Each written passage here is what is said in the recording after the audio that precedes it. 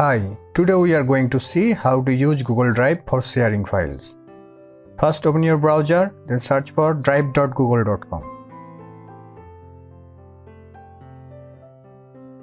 This type of interface will be visible in your screen. Now select your file that you want to share. Now click on right button of your mouse, then choose Share.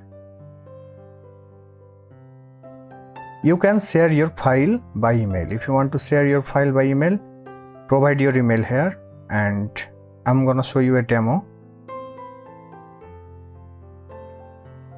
Now you can put your message here.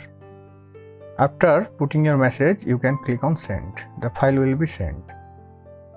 You can also select your file and again click on share, and here you will find get link option. You can copy the link and share it with people, and you can also click on change to anyone with this link. It will be visible to everyone who will open this link.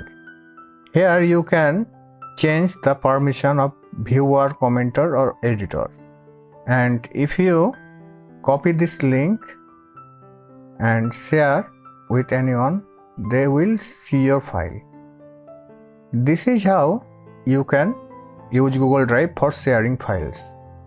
If you find this video helpful, please like the video and don't forget to subscribe and hit the bell icon. Thanks for watching.